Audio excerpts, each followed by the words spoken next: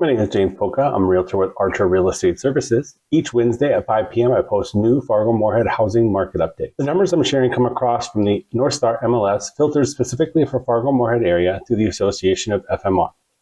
The report reflects the reporting days in the poll, so it does not include every calendar day or including major holidays. My focus for this episode is January 12th through January 19th listings. Pending contracts ran at about 0.58 per new listing.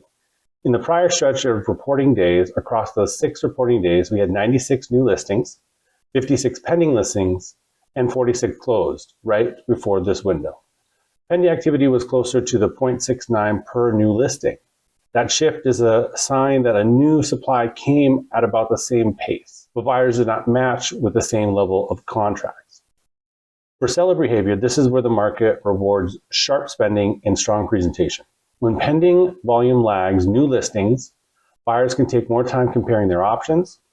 For buyer behavior, this is kind of weak where the patience can pay off because you see more sellers making adjustments.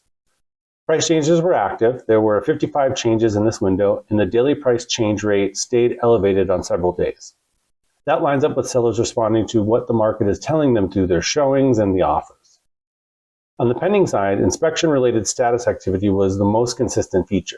The inspection status count was high throughout the week, and on the 19th, it was even larger of number of new pending listings. That suggests inspection movement is not only coming from brand new contracts, but also from earlier contracts working through the process. In this poll, there were no subject to financing counts, or no bump clause counts, so the visibility contingency structure is mainly inspection-driven. I also watched the churn. January 15th stood out with 6 listings going back on market and a higher fall through rate than other days. This is how often cancellations show up in a day-to-day status movement. The expirations totaled 16, which tells me some listings reached the end of their term without a new contract in place. Withdrawals and rescissions did not show up in this data. So my takeaway is that the Fargo Moorhead market is still moving with 45 closings, but the momentum is uneven. The new listings stayed steadily while buyers were more selective and sellers responded to the price changes rather than pulling inventory. This information is, of course, for general real estate education. You should always consult a licensed professional for legal, financial, or otherwise specialized advice. Again, I'm James Poukka with Realtor Real Estate Services. Thanks for joining me in this information. Always stay curious, stay inspired, and I'll see you next week.